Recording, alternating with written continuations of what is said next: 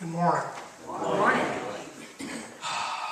A long, long time ago, when I was a young man, I would watch the Susie Orman show. And Susie, I know I can't stand her, but she gives really, really good advice. And if anyone else said that to me, they'd have to run. So it's a good thing she's on TV.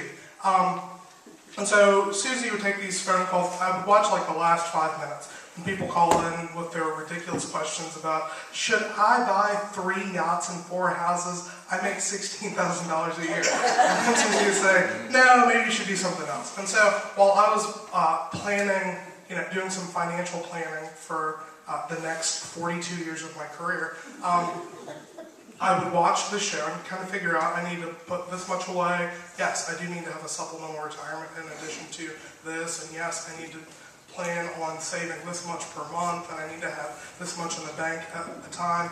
And one of the things that she would often say is, if you can picture your life without it, you probably don't need it. If you can picture your life without it, you probably don't need it right now.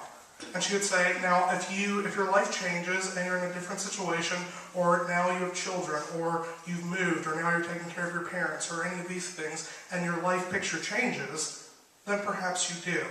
But at this point in your life, if you can't picture your life without it, you don't need it. If you can picture your life without it, you don't need it.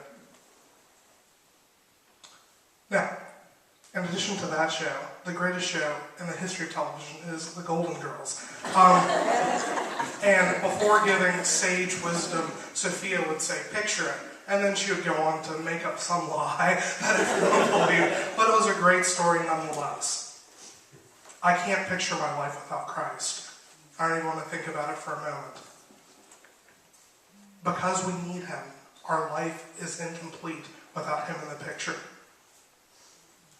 Sometimes we paint Him into a corner instead of making Him the forefront, instead of putting Him in the place where He belongs. This morning in our worship, we put Christ at the center. He's at the forefront of this hour together, but He should be at the forefront of every moment of every hours of our lives. This morning, we change His placement. We put Him in the front of the picture. Will you stand as we worship?